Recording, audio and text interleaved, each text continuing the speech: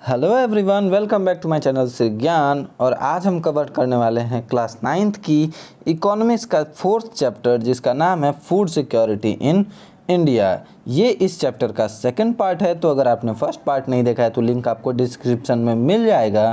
Please आप पहले first part देख लीजिए। तो अब हम बढ़ते हैं आगे।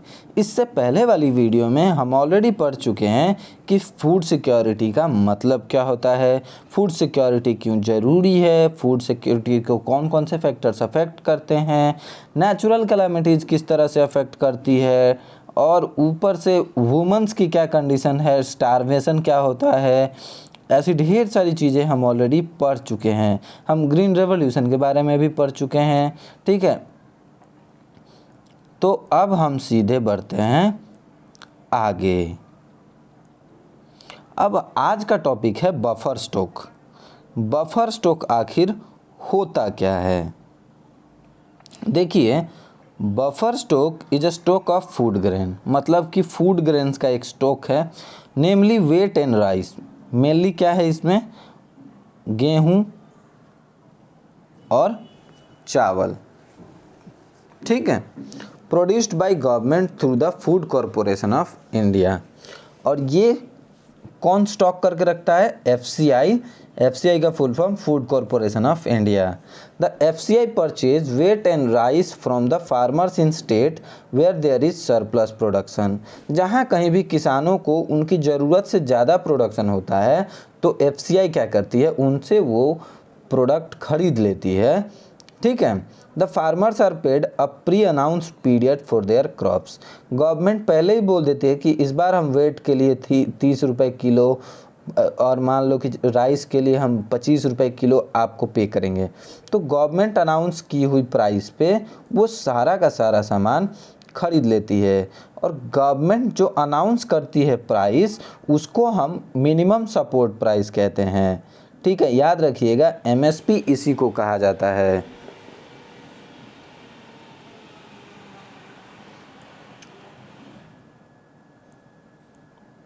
गवर्नमेंट जो है खेत में बीज बोने से पहले ही ये बता देती है कि हम आपको इतने रुपए में ये सामान खरीदेंगे।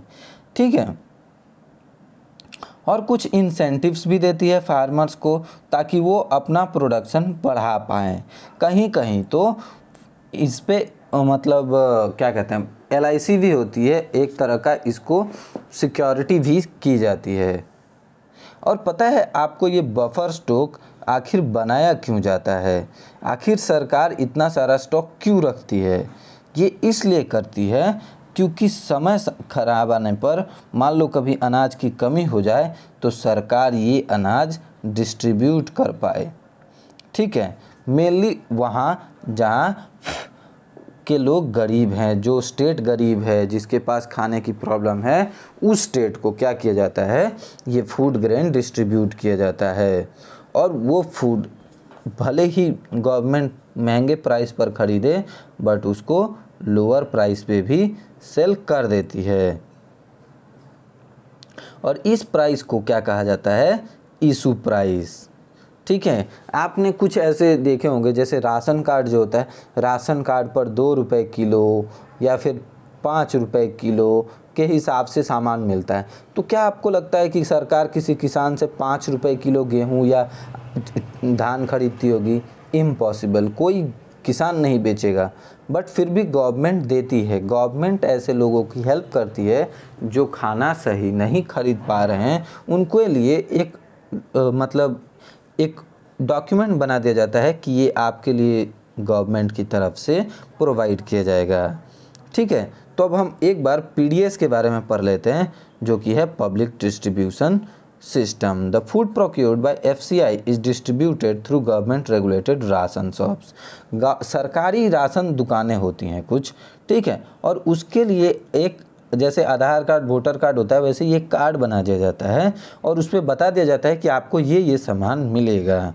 तो जो गरीब लोग होते हैं उनको ये कार्ड बनवा दिया जाता है, और उसके बाद उस दुकान से आप 2-3 रुपये किलो बहुत सारा सामान खरीद पाते हो। ठीक है, जो आपको महीने भर चल जाए। और यही है पब्लिक डिस्ट्रीब्यूशन सिस्टम। आजकल तो ये राशन कार्ड हर जगह अवेलेबल हैं, चाहे वो विलेजेस हो, चाहे टाउन्स हो, चाहे सिटीज़ हो। There are about 5.5 lakh ration shops all over the country. पूरे देश में लगभग 5.5 लाख राशन के दुकानें हैं और इन राशन के दुकानों को फेयर प्राइस शॉप भी कहा जाता है। ठीक है, और इनके पास भी अच्छा खासा फूड स्टॉक होता है। और ये देखो, ये आपको चीनी भी देते हैं, केरोसिन तेल भी देते हैं, ठीक है, खाना बनाने के लिए। तो ऐसी चीज़ें ये बहुत कम दामों पर बेचते हैं। अगर गवर्नमेंट की बात माने तो गवर्नमेंट के हिसाब से लगभग 35 किलो टोटल आटा और चावल मिलाकर 35 किलो, साथ में 5 लीटर केरोसिन और 5 किलो चीनी सरकार की तरफ से राशन के उस कार्ड पर आपको दिया जाता है। ठीक है, अब ऐसे 3 तरह के राशन कार्ड हैं। देखो, पहला राशन कार्ड है अंत्योदय कार्ड, ये गरीब लोगों के लिए है। बीपीएल कार्ड बना है जो कि गरीबी रेखा से नीचे हैं, पॉवर्टी लाइन हम ऑलरेडी पढ़ चुके हैं अच्छी तरह से। ठीक है, एपीएल कार्ड्स भी ऑलरेडी हम नहीं, एपीएल कार्ड्स अभी नहीं पढ़ा है हमने। तो एपीएल भी एक तरह का कार्ड होता है जिस पर कि खाना मतलब फूड ग्रेन्स आपको गवर्नमेंट देती है। ओके, ये देखो, ये एक दुकान की तस्वीर है जहां आप जाते हो अपना कार्ड लेकर, तो वो कार्ड का नंबर और ऑनर का नाम वगैरह, आपके घर के जो भी family member head of the family हैं उनके नाम पर ये राशन मिलता है। ठीक है, 1940s में 1940 में जब बंगाल में वो त्रासदी हुई थी, जब बंगाल में बहुत ज़्यादा खाने की भोजन की कमी हुई, 30 लाख लोग मर गए, तब ऐसे में क्या हुआ, द राशनिंग सिस्टम को रिवाइव किया गया। एक ऐसा सिस्टम बनाया गया कि जो लोग खाना अफोर्ड नहीं कर पा रहे, नहीं खरीद पा रहे हैं, उनके लिए हम ऐसा दुकान खोलेंगे जो 2 रुपये, 3 रुपये, 4 रुपये किलो अनाज बेच सके। ठीक है, in the wake of high incidence of poverty level as reported by NSSO in the 1970 के दशक में NSSO ने कहा कि बड़ी गरीबी है इस समय पे देश में। 3 important food intervention programmes were introduce. 3 food interventions यानी कि भोजन से रिलेटेड 3 प्रोग्राम्स को लॉन्च किया गया, और इन तीनों में से देखो क्या क्या है। ठीक है, इंटीग्रेटेड चाइल्ड डेवलपमेंट सर्विस। ठीक है, तो नंबर 1 क्या हो गया, इंटीग्रेटेड चाइल्ड डेवलपमेंट सर्विस। दूसरा, और ये कब इंट्रोड्यूस हुआ था, 1975 में। ये एक्सपेरिमेंटल बेसिस पे शुरू हुआ था। एक्सपेरिमेंटल बेसिस का मतलब है, और नेक्स्ट है फूड फॉर वर्क। ठीक है, ये इंट्रोड्यूस हुआ 1977 से 78 में। ठीक है, over the year several new programmes have been launched, मतलब कुछ सालों में और भी कुछ नए प्रोग्राम्स लॉन्च हुए। ठीक है,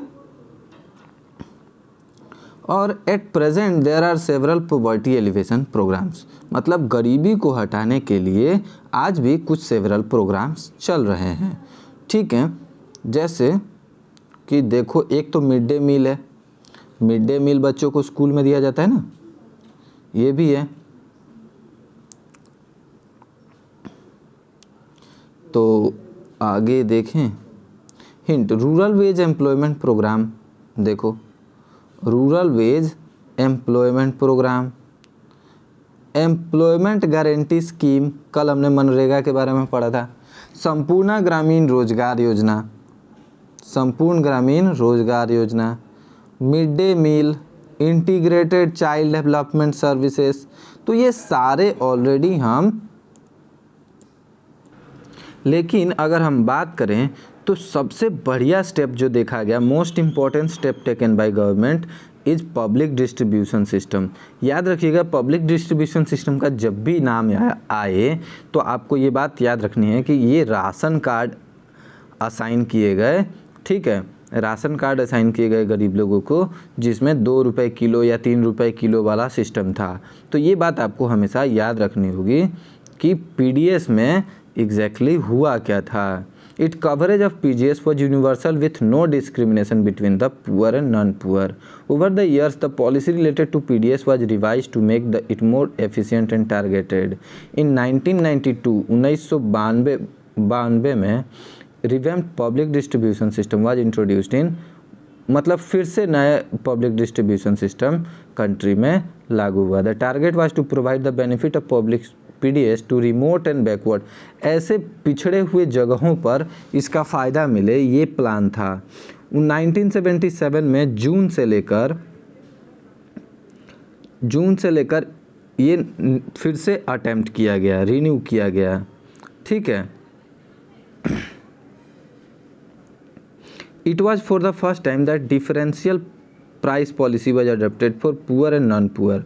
मतलब अगर आप गरीब नहीं हो तो आपके लिए प्राइसेस थोड़े से हाई होंगे, और अगर आप ज़्यादा गरीब हो तो आपके लिए प्राइसेस थोड़े से कम होंगे। ये पॉलिसी लगाई गई सन 2000 में। ये भी एक अच्छी पॉलिसी है क्योंकि हर इंसान की इनकम अलग है तो उसको ख़रीदने की कैपेसिटी भी अलग है। जब 2 नए स्पेशल प्रोग्राम्स लॉन्च किए गए, जिसमें से अंत्योदय अन्न योजना और अन्नपूर्णा स्कीम काफ़ी फेमस हैं, ठीक है। अब देखो some important features of PDS are summarized in table 4.3। तो टेबल 4.3 अगर आप चाहो तो देख भी सकते हो, ठीक है। एक बार देख लेना अगर आपको समझ में ज़्यादा ज़रूरी तो है नहीं, मेरे पास मुझे नहीं लगता है कि ज़्यादा ज़रूरी है। फिर भी अगर आप कहोगे तो हम फिर से कभी इसकी जो रिवीजन कैप्सूल होगी उसमें अगर आप कमेंट करोगे तो हम इसे एक्सप्लेन कर देंगे। The PDS has prove to be most effective instrument of government policy, और इसीलिए पीडीएस जो है वो सबसे इफ़ेक्टिव असरदार काम मतलब कारगर साबित हुई, ठीक है। It has been instrumental in adverting wide spread hunger and famine by supplying food from surplus region of the country to the deficit one. मतलब इसमें गवर्नमेंट क्या कर रही थी ना कि हमारे ही भारत के 2 स्टेट, एक के पास मान लो कि खूब अच्छा अनाज हुआ इस साल, ठीक है, और एक के पास सूखा पड़ गया, तो अनाज यहाँ से सरकार ने खरीदा और यहाँ कम दाम पर सरकार ने स्टेट को बेच दिया। इससे क्या होता था कि जिन लोगों को खाने की भोजन की कमी हो रही थी उनको बहुत कम प्राइस पे खाना मिल जा रहा था। In addition the price have been under revision in favour, मतलब प्राइसेस हमेशा चेंज होते रहे कभी कभी। The price including the minimum support price and procurement has contributed to an increase in food grain production। तो जब एमएसपी का system लागू हुआ, मिनिमम सपोर्ट प्राइस, तो गवर्नमेंट को मतलब किसानों को पता चल जाता था कि हम गेहूं अगर उगाते हैं तो हमें 20 रुपये ज़्यादा मिल रहा है, तो वो गेहूं की खेती ज़्यादा करते थे और ज़्यादा करते थे। सोचते थे इस साल हम और 10 क्विंटल ज़्यादा बेचेंगे तो हमारी थोड़ी सी और अच्छी, और किसानों को टेंशन नहीं रहता था कि हमारा सामान कौन खरीदेगा। वो जानते थे कि अगर कोई नहीं खरीदेगा तो पीडीएस सिस्टम के थ्रू गवर्नमेंट तो खरीदेगी ही, राइट। लेकिन पब्लिक डिस्ट्रीब्यूशन सिस्टम को बहुत सारे क्रिटिसिजम्स भी झेलने पड़े। कैसे क्रिटिसिजम्स देख रहे हैं? Instance of hunger are prevalent despite overflowing granaries, मतलब ज़रूरत से ज़्यादा सामान अन्न ऐसे ही एफसीआई के गोदामों में पड़ा हुआ है, बट वो सड़ तो रहे हैं लेकिन गरीबों को मिल नहीं पा रहे हैं। चूहे खा रहे हैं इंसानों को, वो मिल नहीं रहा है। ऐसा बहुत सारा क्रिटिसिज्म सुनने को मिला था, ठीक है। अंत्योदय योजना के बारे में अगर आप डिटेल में पढ़ना चाहें तो आप यहाँ से पढ़ सकते हैं, ओके। अब देखो 2014 की बात है, स्टॉक मतलब गेहूं का स्टॉक और राइस का स्टॉक एफसीआई में 65.3 मिलियन टन्स था, ठीक है। और जो कि मतलब बफर नॉर्म्स जो होता है कि आपको इतना स्टॉक करना चाहिए, उससे बहुत ज़्यादा था, ठीक है। बहुत ज़्यादा स्टॉक किया था उन लोगों ने। The situation improved with the distribution of food grains under the different schemes launch by government. जब गवर्नमेंट धीरे धीरे नए नए लॉन्चेस करती गई प्रोग्राम्स, तो जाकर ये धीरे धीरे सुधरा। There is a general consensus that high level of buffer stock of food grain is very undesirable. मतलब अगर आप बहुत ज़्यादा स्टॉक कर देते हो तो एक तो सबसे बड़ी दिक्कत ये है कि इसे रैट्स ये सड़ जाते हैं, गल जाते हैं और यूज नहीं हो पाते हैं प्रॉपरली। ठीक है, तो एक तो ये वाली दिक्कत हो जाती है अगर बहुत ज़्यादा स्टॉक कर दोगे तो। दूसरा क्या होगा, मान लो कि आपने एक जगह स्टॉक कर दिया, ठीक है, 4-5 जगह से खरीद कर माल स्टॉक कर दिया है, और ऐसा हो सकता है कि मार्केट में जो प्राइवेट सेक्टर है वहाँ पर इसकी प्राइस बढ़ जाए, तो मार्केट में और भी फूड ग्रेन्स होने चाहिए। The shortage of massive food stock has been responsible for high carrying cost. ठीक है, तो ऐसे में क्या होता है, कैरिंग कॉस्ट जो है एक जगह से दूसरी जगह ले जाने का जो किराया है वो बढ़ जाता है। Addition to wastage and deterioration in grain quality, freezing of MSP for a few years should be considered seriously। कुछ सालों के लिए क्या किया गया, MSP को फ्रीज किया गया। The increased food grains procurement at enhanced MSP is a result of the pressure exerted by leading food grain producing states such as Punjab, ठीक है, पंजाब, हरियाणा, आंध्र प्रदेश, ऐसे जगहों पे MSP को लेकर काफ़ी सारा बवाल मचा। ठीक है, आपने सुना भी होगा न्यूज़ वगैरह में कि मतलब MSP को वजह से किसान दिल्ली के बाहर शायद वो कर रहे थे ना, तो वो आपने न्यूज़ सुनी भी होगी। आज से 3-4 महीने पहले की न्यूज़ है। Punjab, Haryana, western Uttar Pradesh, Andhra Pradesh and lesser extent in West Bengal mainly 2 crops, सिर्फ गेहूं और धान। Increase in MSP has induce farmer particularly in surplus state. मतलब MSP में अगर इंक्रीज होता है, बढ़ता है अगर प्राइस, तो ऐसे स्टेट्स में सरप्लस बढ़ जाता है। ठीक है,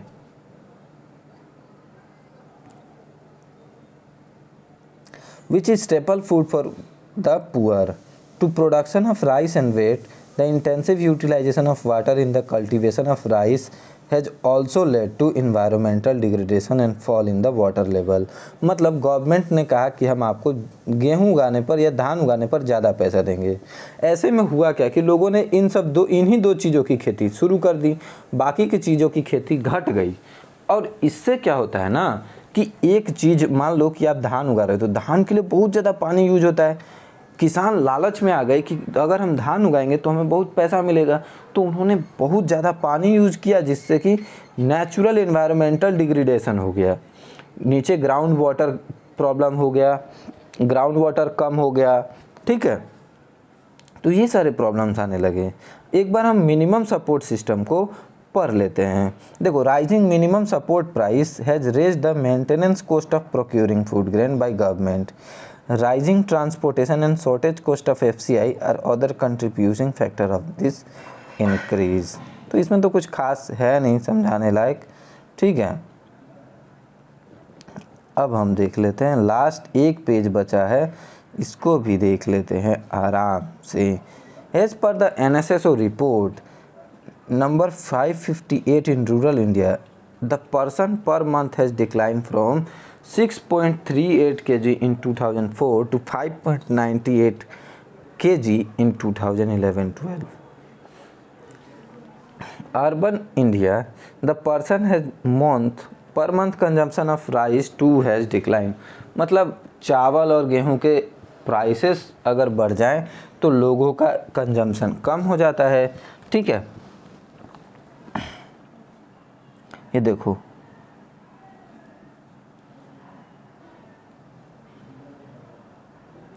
कि पब्लिक डिस्ट्रीब्यूशन राइस, पब्लिक ने जो राइस डिस्ट्रीब्यूट किया था उसका डबल हो गया यूज। ठीक है, 66% अर्बन एरियाज में बढ़ गया। तो देख रहे हो कि किस तरह से अफेक्ट करता है। The per capita consumption of PDS it was doubled since 2004 से 2005 के बीच ये डबल हो गया। The PDS dealers are sometimes found resorting to malpractices like diverting the grains to open market. मतलब क्या होता है देखो, गवर्नमेंट ने बोला कि एक फेयर प्राइस शॉप है, गवर्नमेंट ने इसको दिया चावल, ठीक है। इसने क्या किया कि इसको तो 2 रुपये किलो बेचना है, लेकिन एक जो प्राइवेट सेलर है वो इस चीज़ को कितना रुपए, 30 रुपये किलो बेच रहा है, तो कितने रुपए का डिफरेंस आ गया, 28 रुपीज़। तो क्या करता है, एफपीएस वाले से प्राइवेट सेलर बोलता है कि भाई तू ना एक काम कर, 25 क्विंटल माल तू मुझे दे दे, इसका पर केजी सोचो 28 रुपया, तो 25 क्विंटल पे कितना प्रॉफिट हो गया, समझ रहे हो। इसको इसने कहा कि तुम मुझसे 20 रुपये किलो ले लो और तुम 30 रुपये किलो बेचो, इसको मिलेंगे किलो पे 10 रुपया प्रॉफिट और इसको मिल रहा है किलो पे सीधे 13 रुपये, 15 रुपये, 16 रुपये प्रॉफिट। तो मतलब इस वजह से कुछ जो फेयर प्राइस डीलर्स वगैरह थे, इन लोगों ने गलत प्रैक्टिसेस, माल प्रैक्टिसेस का मतलब गलत तरीके से काम करना शुरू कर दिया। आई होप समझ में आ गया। और ये धीरे धीरे एक बहुत बड़ा प्रॉब्लम बन गया। When ration shops are unable to sell, a massive stock of food grain piles up with FCI। मतलब जब राशन के दुकानें नहीं बेच पाई राशन, तो FCI का सारा स्टॉक धीरे धीरे खराब होने लगा। In recent year there is another factor that has led to the decline of PDS. Earlier, every family, poor and non-poor, has a ration card with a fixed quota of items such as rice, wheat, sugar, etc. Means गरीब हो चाहे नहीं हो, सबके लिए एक fix Kota बना दिया गया था, इस वजह से भी दिक्कत हो रही थी। These were sold at the same low price for every family। हर परिवार को एक ही प्राइस पे बेचा जा रहा था, ठीक है। The 3 types of cards and the range of price that you see today did not exist. मतलब 3 तरह के कार्ड भी नहीं है, और जो प्राइसेस चेंज किए गए थे कि गरीबों को अलग प्राइस पे दिया जाएगा और जो अच्छी फैमिली है उनको अलग प्राइस पे दिया जाएगा, ये भी नहीं है। This include low income families whose income are marginally higher than the below poverty line. मतलब जिनकी इनकम थोड़ी अच्छी है उनके लिए तो उनको तो बहुत ज़्यादा सुविधा मिल जा रही थी, और जिनकी इनकम बहुत लो है उनको ज़्यादा दिक्कत हो रहा था, ठीक है। तो अब देखो रोल ऑफ कोऑपरेटिव्स। अब एक कोऑपरेटिव की रोल भी देख लेते हैं। The cooperatives are also playing an important role in food security in India, especially in the southern and western part of the country। तो कोऑपरेटिव्स बहुत इंपॉर्टेंट रोल प्ले करते हैं, कहाँ, साउदर्न और वेस्टर्न पार्ट में। साउदर्न और western part में, southern किधर होगा, याद रखिए नीचे की ओर, मैप में नीचे की ओर, यानी कि केरला, तमिलनाडु, त्रिवेंद्रपुरम, आंध्र प्रदेश इस साइड में, और वेस्टर्न किधर होगा, राजस्थान, पंजाब, हरियाणा इस तरफ में, ठीक है। अब एग्जाम्पल के तौर पे देखते हैं। Out of all fair prices shop running in Tamil Nadu around 94% are being run by the cooperatives.